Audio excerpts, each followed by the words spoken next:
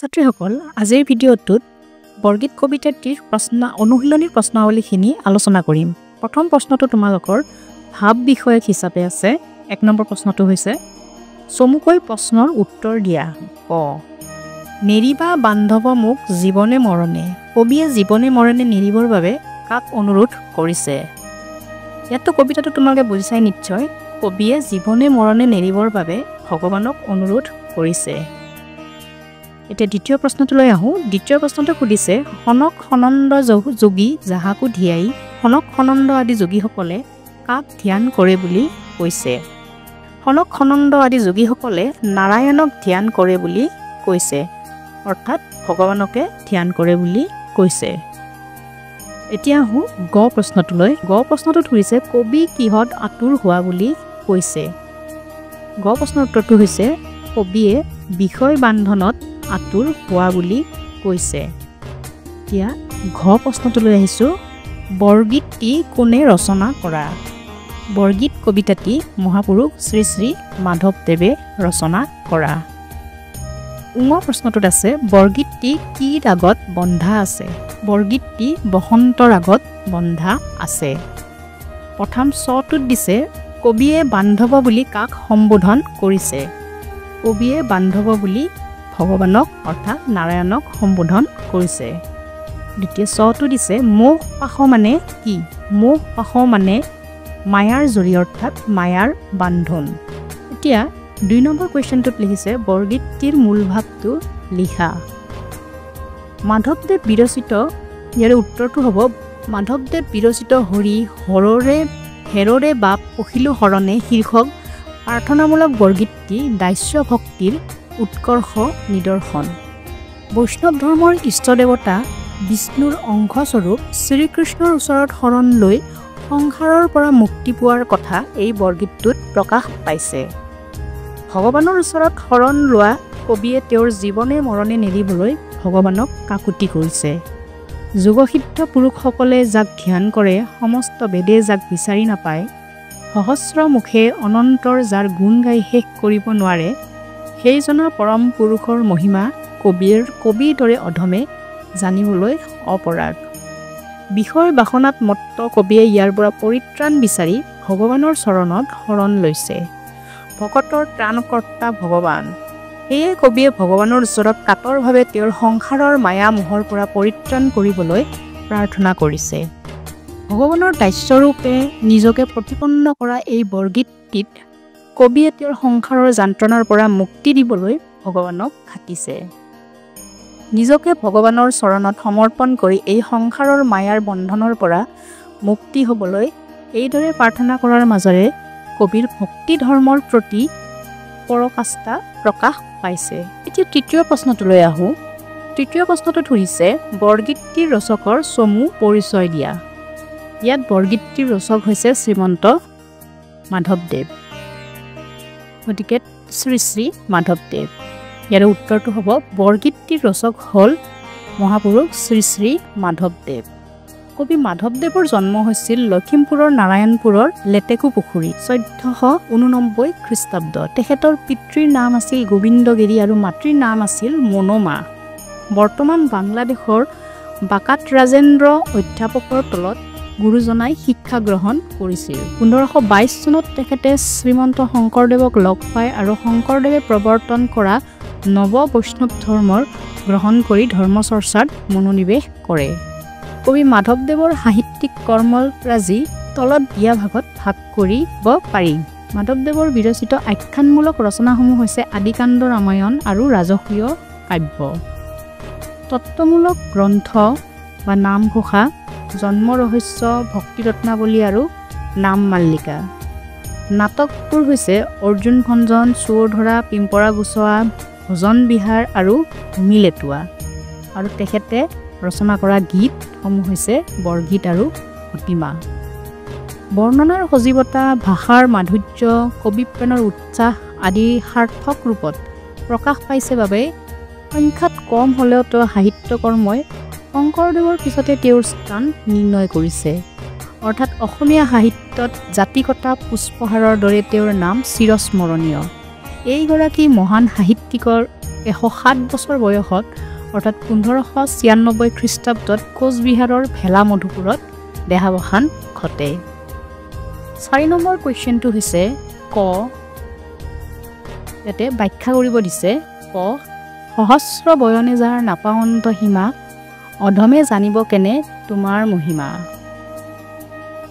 উপৰোক্ত ইয়াৰে উত্তৰটো হৈছে উপৰোক্ত পদ্যফাকি বা বৰগীত ফাকি আমাৰ পাঠ্যপুথিৰ সন্নিৱিষ্ট মহাপুৰুষ মাধৱদেৱ বিৰচিত হৰি হেৰৰে বাপ পখিলো শৰণে শীৰ্ষক বৰগীতটিৰ পৰা লোৱা হৈছে বৰগীতটিৰ মাজেৰে কবিয়ে ভগৱানৰ মহিমা প্ৰকাশ কৰিছে বৈষ্ণৱ ধৰ্মৰ ইষ্টদেৱতা বিষ্ণুৰ অংশস্বৰূপ শ্ৰীকৃষ্ণৰ ওচৰত শৰণ লৈ সংসাৰৰ পৰা মুক্তি পোৱাৰ কথা এই বৰগীতটোত প্ৰকাশ পাইছে ভগৱান শ্ৰীকৃষ্ণৰ মহিমা অপাৰ অনক অনন্ত আদি যোগসিদ্ধ পুৰুষসকলেও যিজনক ধ্যান কৰে সকলো বেদে যাক বিচাৰি নাপায় সহস্ৰ মুখ অনন্তই যাৰ গুণ গাই শেষ কৰিব নোৱাৰে সেইজনা অৱতাৰী পুৰুষৰ মহিমা কবিৰ দৰে অধমে ইদৰে জানিব এনেদৰে ভগৱানৰ অপাৰ মহিমা সাধাৰণ লোকৰ দূৰৰ কথা যোগী পুৰুষ বেদৰো যে জ্ঞাত নহয় তাকে কবিয়ে প্ৰকাশ কৰিছে ইয়াৰে দ্বিতীয় খ কুৱেশ্যনটোৰ ব্যাখ্যা কৰিবলৈ দিছে আতুৰ ভৈলহ হৰি বিষয় বিকলে কবিও উদ্ধাৰ মোক চৰণ কমলে উপৰোক্ত বৰগীত ফাকি আমাৰ পাঠ্যপুথিৰ সন্নিৱিষ্ট মহাপুৰুষ শ্ৰী শ্ৰী মাধৱদেৱ বিৰচিত হৰি হেৰৰে বাপ পখিলো শৰণে শীৰ্ষক বৰগীতটিৰ পৰা তুলি দিয়া হৈছে সংসাৰৰ বিষয় বাসনাত আতুৰ হৈ পৰা কবিয়ে তাৰ পৰা উদ্ধাৰ পাবলৈ ভগৱানৰ চৰণ কমলত পৰিছে সংসাৰৰ মায়া মোহৰ জৰিডাল অতি বিচিত্ৰ তাৰ পৰা পৰিত্ৰাণ পোৱাৰ একমাত্ৰ পথ ভগৱানৰ চৰণত শৰণ লোৱা যোগী পুৰুষসকলৰ ধ্যানৰ বিষয় সমস্ত বেদৰ বিচৰ্য সহস্ৰ মুখ অনন্তই যাৰ গুণ গাই অন্ত কৰিব নোৱাৰে সেইজনা পৰম পুৰুষৰ মহিমা কবিৰ দৰে সাধাৰণ মানুহে ধৰিব নোৱাৰে সংসাৰৰ দুখ যাতনাই কবিক অতিষ্ঠ কৰি তুলিছে সেয়ে তেওঁৰ তাৰ পৰা পৰিত্ৰাণ বিচাৰি ভগৱানক কাকুতি কৰিছে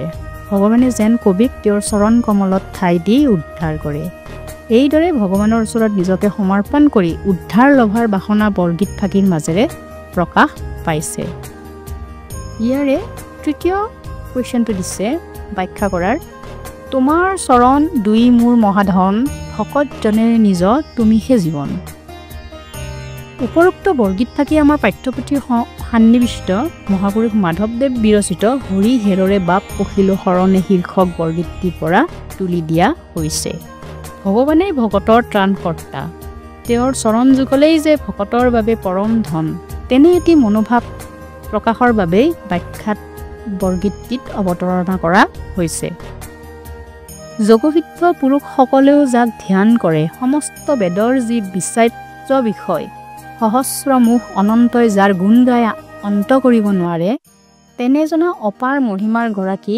ভগৱানৰ মহিমা কৰিব দৰে সাধাৰণে ঢুকি পোৱাৰ আঁতৰত বিষয় বাসনাত আতুৰ হৈ পৰা লোকৰ মুক্তিৰ একমাত্ৰ পথ হ'ল ভগৱানৰ চৰণত শৰণ লোৱাটো কবিৰ বাবেও সংসাৰখন বিৰক্তিকৰ হৈ পৰিছে সেয়ে তেওঁ ভগৱানৰ চৰণত তেওঁৰ বাবে অলপমান ঠাই বিচাৰিছে ভকতৰ বাবে ভগৱানৰ চৰণ যুগলেই পৰম ধনৰ দৰে ভকতৰ বাবে ভগৱানেই একমাত্ৰ জীৱন স্বৰূপ এইদৰে ভগৱানেই যে মুক্তিৰ পথ সেয়া বৰগীতটিৰ মাজেৰে প্ৰকাশ পাইছে এতিয়া 5 নম্বৰ কুৱেশ্যনটো দিছে খনক খনন্দ যোগী যাহাকো ধিয়াই সকলো নিগমে যাক বিচাৰি নাপায় ইয়াত তাৎপৰ্য বিচাৰ কৰিবলৈ দিছে অৰ্থাৎ তেওঁ কি ক'ব বিচাৰিছে প্ৰশ্নটো সুধিছে তোমালোকক কি ক'ব বিচাৰিছে ভগৱানৰ অপাৰ মহিমাৰ প্ৰকাশ কৰাৰ প্ৰসংগত ভগৱানৰ বিষয়ে এনেদৰে কৈছে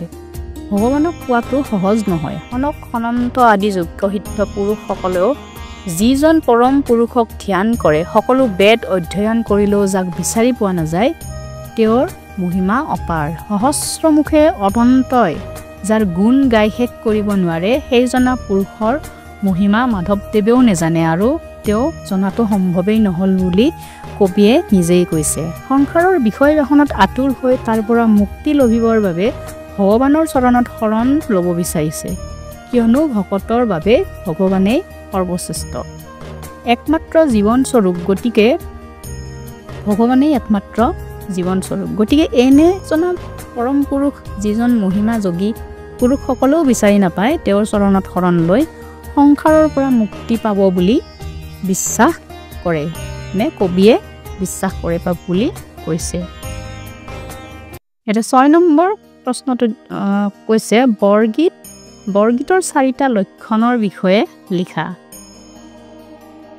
উত্তৰটো হ'ব মহাপুৰুষ শংকৰদেৱ আৰু মাধৱদেৱে এক শৰণ নাম ধৰ্ম প্ৰচাৰ কৰিছিল আৰু প্ৰসাৰৰ উদ্দেশ্যে ভগৱানৰ লীলা মাহাত্ম্য প্ৰকাশৰ এক শ্ৰেণীৰ উচ্চ আধ্যাত্মিক ভাৱাপূৰ্ণ গীত ৰচনা কৰিছিল এই গীতবোৰকে বৰগীত আখ্যা দিয়া হয় বৰগীতৰ কেতবোৰ সুকীয়া লক্ষণ আছে যাৰ বাবে এই গীতসমূহ আন গীততকৈ পৃথক আৰু বৰগীতৰ 4টা লক্ষণ হ'ল বৰগীতবোৰ ৰাগ তালযুক্ত আৰু শাস্ত্ৰীয় গীত হয় বৰগীত কৃত্ৰিম ব্ৰজাৱলী ভাষাত ৰচিত মহাপুৰুষ শংকৰদেৱ আৰু মাধৱদেৱে লিখা উচ্চ আধ্যাত্মিক ভাৱধাৰাৰ গীতবোৰকেই বৰগীত আখ্যা দিয়া হয় ভক্তিৰস প্ৰকাশক গীতবোৰক দাস্য সংখ্য বৎসল্য শান্তৰসৰো প্ৰকাশ ঘটিছে